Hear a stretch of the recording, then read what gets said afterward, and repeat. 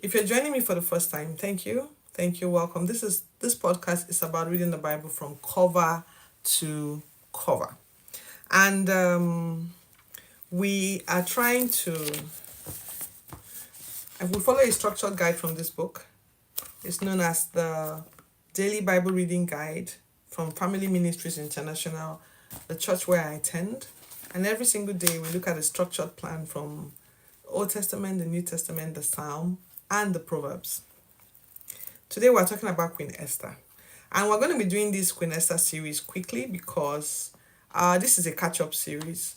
I set out to shoot these videos every day, but sometimes life happens and I'm unable to. So even though I read my Bible and I jot the notes down, I'm unable to shoot the videos. Today I'm going to do this. So I try to dress up like Queen Esther. Okay, so if you're watching this for the first time, thank you. Please subscribe to my channel and turn on your notification buttons to know when next I go live so that you could join me in the comment section. Every scripture that I leave in the description box below. So what do? I retell the stories like I'm going to do so now, and then I share my insights, my happiness, my displeasure, or if I find it pleasing, or if I learn something very profound, I share it there. Yesterday I was upset at something I read in the book of Corinthians. All right, but that's not. I still accept that it's the word of God. It's the written word of God. I believe that it was written in context, and God is still speaking. Because I'm upset with it doesn't mean I don't. I will not follow or obey in the way I understand it. Anyway, so today we're looking at Esther, the beautiful lady who won a pageant and became a queen in a foreign land. So a lot of the stories now. So we've looked at Ezra, we've looked at Nehemiah, now we're looking at Esther. These are the things that were happening to the Israelites when they were in exile, or around the time they were beginning to come back to Israel. This was after 70 years. Okay, all right. When they were in exile, when they newly went into exile, in the midway through their exile, and towards the end of their exile, and what was going on, those are the books that we're beginning to look at. So in Shushan, in a place called Shushan, there was a king known as King Xerxes. You see, we've talked about Xerxes in Ezra and Xerxes in Nehemiah. That king, we're talking about him now. So I see you. If you're there live and you want to say something, please say something in the comments below. I'd love to interact with you. All right, so during King Xerxes' time, who reigned over 127 provinces, from all the way from Ethiopia today to all the way to India, he must have been a really powerful. He must have been a powerful king.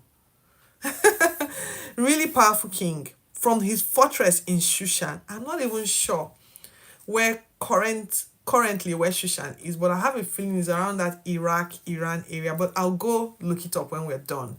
Okay. Hi, I see you guys. Say something in the comments below. Okay. So he ruled from Shushan. So he decided to have a party for 6 months, 180 days. Talk about flanging. Okay, he had a 180-day party in his third year of kingship because, man, he was ruling a very large portion of the world.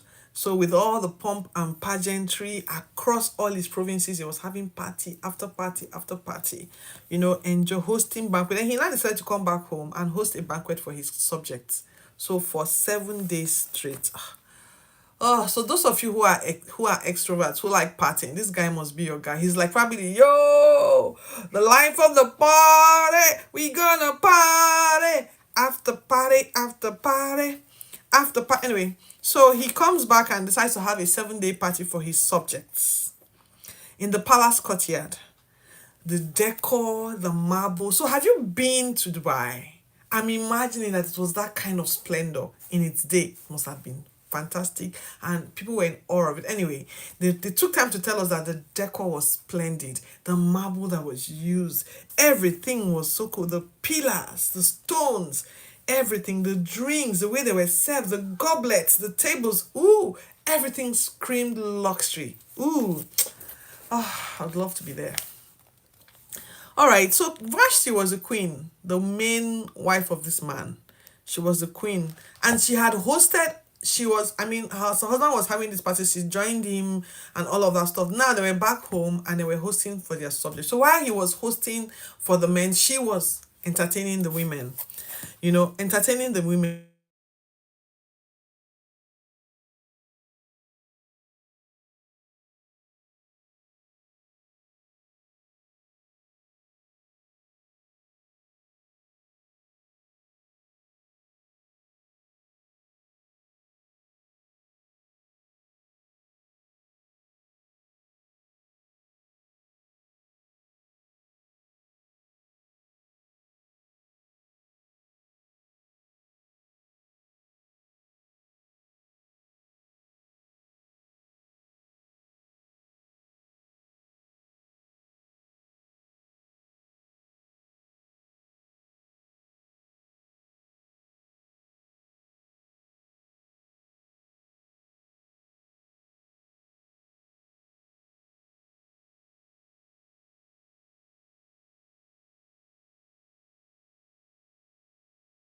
in front of all these people and finished. Tell me, what should I do to her? Because I have to punish her.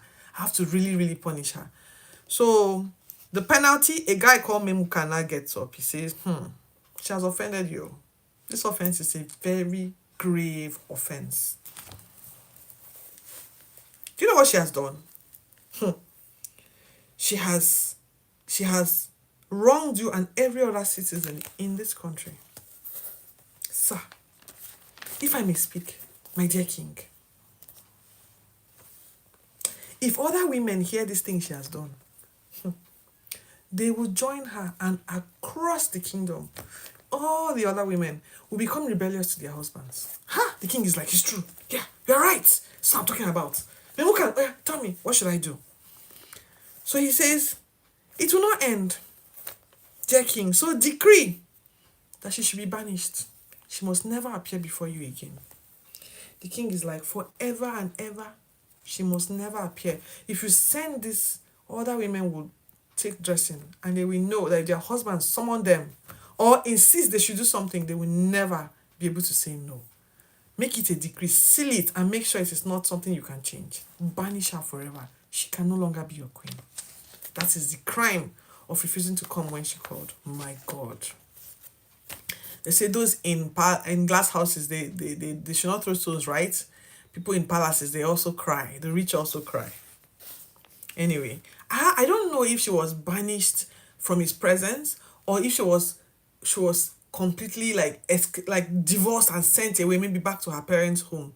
Because back in the day, a woman couldn't live on her own, except she was a woman of easy virtue. Anyway, the king was happy and he was like, yeah, that's so good. And he issued the decree empowering all men to do as they please in their homes. The party ended. Everything returned back to normal. Everyone had gone, but the king started thinking, man, Vashti, I'm missing her. I feel like saying, didn't I make this thing? Wasn't I too harsh? Really, really, because come on now, banishing her from me, I'll just punish her. I didn't need to banish her. This same man felt, no. If you bring this one back, see, issues are going to abound. Let me help you. Let's tell you what we're going to do, king. We're going to find you. In fact, you're going to conduct a pageant. We're going to go around the entire district. We're going to look for virgin girls for you. Anyone that you like the most, make her your queen. We must make sure this thing, we finish it. So the attendants offered to search for virgins and bring to the royal harem. There's already a harem. There must have been a Queen Vashti. There were already women in the harem, and now they felt they needed new ones. God. So the women should be brought to the harem, given beauty treatments for a whole year, and then presented to the king. Anyone he liked the most would become his queen. Yeah, this sounds like a good idea. Go ahead and look for these virgin girls. So in the palace gates, and so they comments, in the palace gates, there was a guy called Mordecai, Mr. Mordecai Jair. He was a man from Benjamin. He was among the exiles. He had a young cousin whom he was bringing up like his daughter because her parents had been killed. Maybe they were killed back home, and so she came along with him as his daughter. Her name was Hadassah, but she was also known as Esther. So maybe her middle name was Esther, but at home they called her Hadassah. She was an orphan and had been adopted and so raised by him. She was among those that were picked. And let me tell you how this picking happened. They didn't just pick people like, excuse me, please. The king has, maybe some families that might feel the king has found interest in your daughter and would like her to join the harem. In some other cases, they will just snatch them up. Snatch them up. Have you, so in my country, we have this another very powerful religion. I've heard stories of them. If they like a girl, they'll just kidnap her. They'll kidnap her and take her to their place. If her families come after her, they will say something like, she has been married. She has been taken. So in a very popular story, a man went down south to work as a, hello Anita, I see you. A man went down south, because these are people from the up north. A man went down south to work as a gatekeeper, and then he sights the daughter of the house. Maybe she was warm to him, he liked her. So one day he kidnapped her and convinces her to follow him back up north. She was 14. What they didn't envisage was how much her parents would fight to take her back. So there was this back and forth. The parents searched. Oh my God, they pulled all the stops, got the lawyers involved, cried out, federal government, until they identified that, hi Anita, you're welcome, where are you watching from?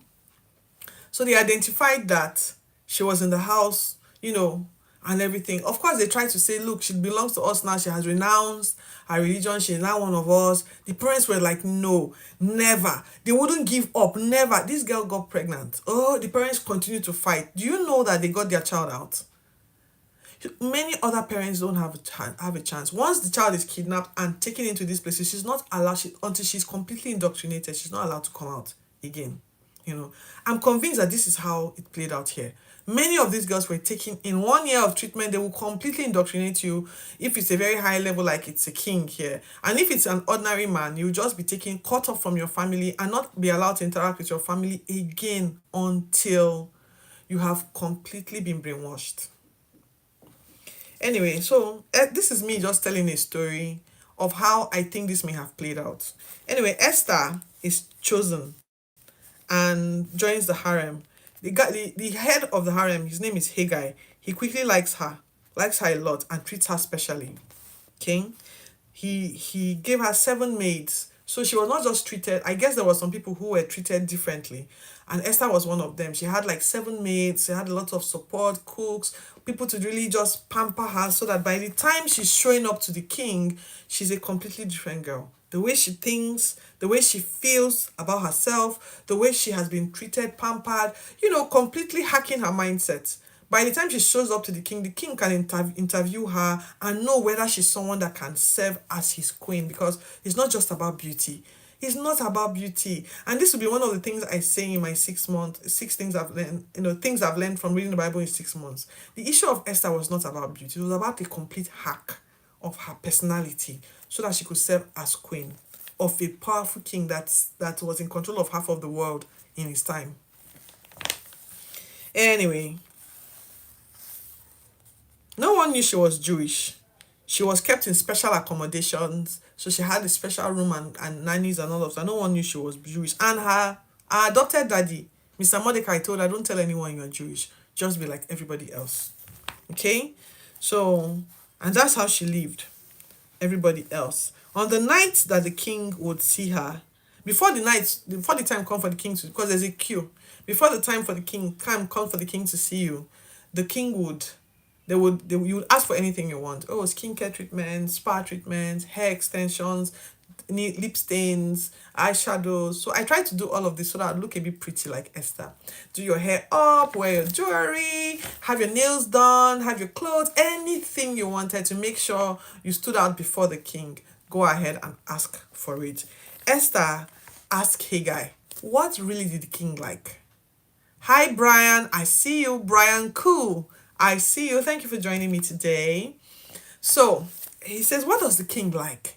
And Haggai tells her, this is what the king likes. She takes only the things that the king liked, which was very smart of her. She was very strategic.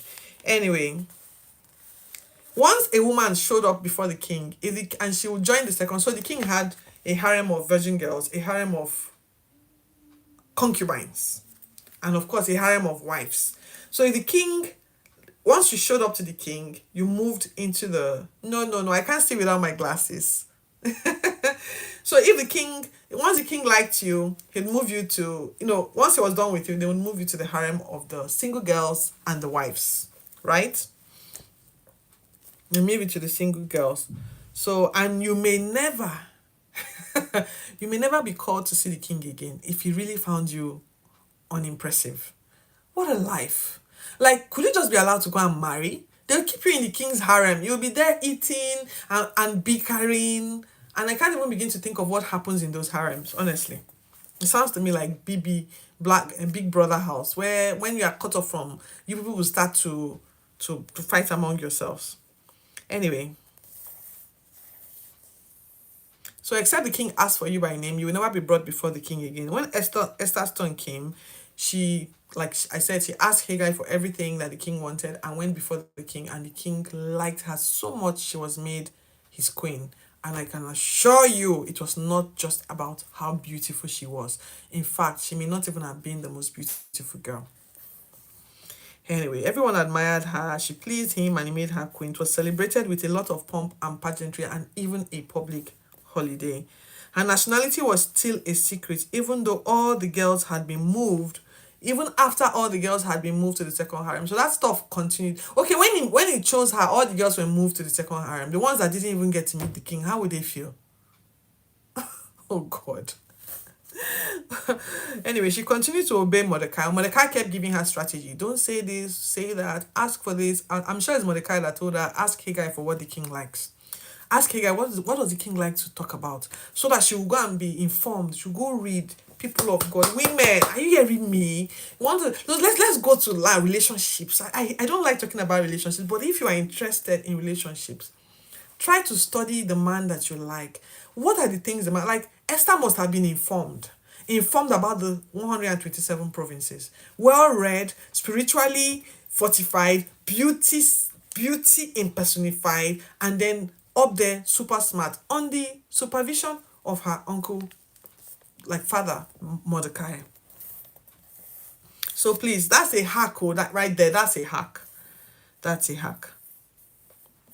One day Mordecai discovered that two men wanted to kill the king, and he told Esther, and Esther told her husband, and they discovered and they investigated and discovered that it was true. And so of course, this is my new queen. It's not just my queen, now she's saving my life. I owe her my life, and all of that stuff. So it was investigated, and those two people were executed. Enter a man called Haman. A man called Haman. He was an Agagite. I don't know who an Agagite is, but it's probably one of those other countries that did not really concern Israel as such, because their stories are not really listed at the beginning. At least I don't remember seeing them. So a man called Agagite was promoted to number 2 man. Maybe he became the vice president in the country. Everyone bowed to him when he walked around, except this guy called Mordecai. Mordecai would not really honor him.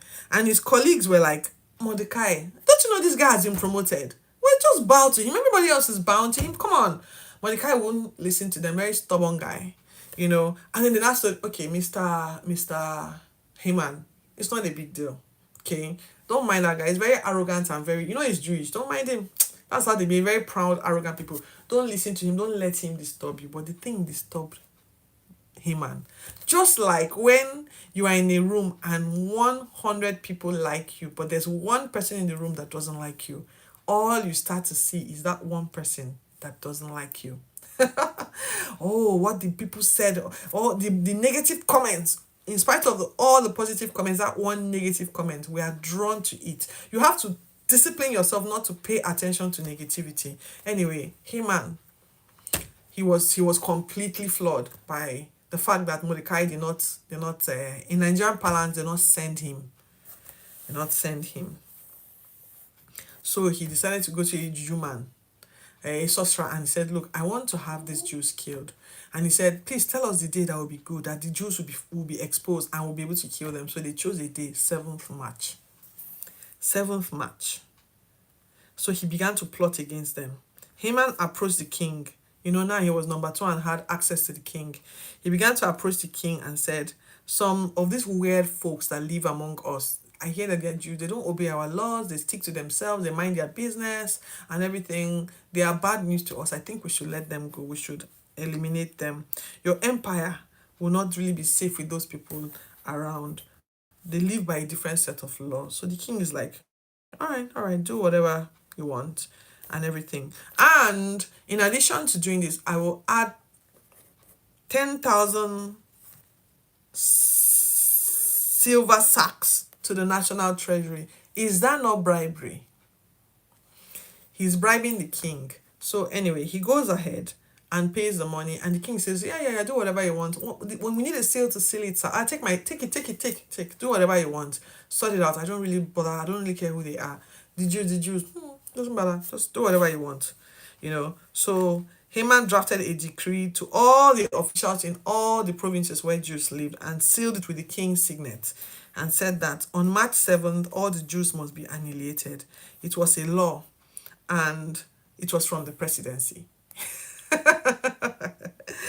Then they sat to eat and through this. So while they had done it and the letters had been sent out, the king and his second in command sat down to enjoy a meal together while there was chaos happening outside the palace walls. So that ends our Old Testament reading today. Please stay tuned because I'm going to finish this series in the next 2 episodes. We have 3 episodes on the story of Esther. You have to follow me because it's super interesting. But let's quickly look at Proverbs 21, verses 19 to 20. Proverbs 21, verses 19 to 20. Better to dwell in the wilderness than with a contentious and angry woman. So that's where that scripture. I always say people quote it, but I wasn't sure where it was. So that's where it came from. There's a desirable treasure and oil in the dwelling of the wise, but a foolish man squanders it. So that's Proverbs 21, 19 to 20. Now let's quickly go through Corinthians. So Corinthians starts with a punch from Paul. Apparently, the people he was writing to had been murmuring that maybe Paul should have been impressed with what they were doing, and then Paul writes a letter saying this: I have no praise for you guys concerning the directives that you are not following properly. Your meetings are doing more harm than good. Your meetings are doing more harm than good. First of all, I hear that you are a church. Then I hear that there are divisions. So you know what? And I believe those divisions. I believe it because your differences show who God has approved. You don't wait to eat. So I hear that you guys go for the Lord's Supper, which is something you do every day, and you don't even wait to eat it together. One person just goes, starts the supper, eats it, and even gets drunk. Another one is still hungry, the supper is finished. Is it that you don't have food in your house? This is Paul blasting the Corinthians because he's had it up to here with them. Is it that you don't have food in your house? Is it that you don't have food in your house? One person will be hungry, another person is already drunk from over drinking the wine. Okay, this thing you are doing is despising the church, and you're even bringing those who actually need it, because this supper is actually a meal. So this supper was not just, you know what we do. So I brought so this is what we take today now as Holy Communion. This is the bread and this is the wine. This wine is no longer alcoholic. It's now non-alcoholic wine. Back in the day, every wine was alcoholic, and they would drink it in large goblets, and like it would be a full meal, and all of that stuff. So I think that people that were really in need of food, when they ate that Lord's Supper, they were filled for the day. So all these people just coming to eat, and finishing the whole thing before it goes round, this is not acceptable. It ought to be done together so that the food can be shared across everybody. I have passed, look what I received from God, I have passed on to you. The night that Jesus was betrayed, he broke the bread. And he said, he said, this is my body, eat it do it in remembrance of me. And of course the blood too. He said, drink it in remembrance of me. And once you do this, you proclaim his death until he returns. So if you drink and eat this without regard, if you drink and eat this thing without regard, this thing that Jesus himself constituted, you are guilty of sin. You are guilty of sin. You may be doing many other things right, but if you just treat this thing without regard, you are guilty of sin.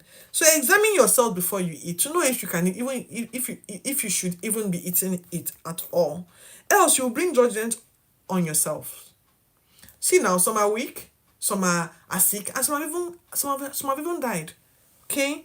So please judge yourselves before you bring yourself under judgment. Okay? And don't allow us, all of us, to don't want to be condemned. We want God, okay, let me stick to the notes. So judge yourself so that you don't come under judgment and be condemned with the rest of the world. Okay? I'll give you more instructions when I come, but see, you guys, if you're hungry, eat at home before you come here. Don't bring your hunger here, okay? Okay? Are we good? We good? All right. And so that ends and that's how Paul ended the admonition to the Corinthians in chapters 11. In chapters 1 Corinthians chapters 11. So please, this has been day 230. We have 135 days to go. Like I told you, please follow the other episodes if you want to know what happened with Esther. Okay, and I'll see you in the next episode. God bless you, and don't forget to subscribe. Okay, turn on the button so that you know when I'm going live.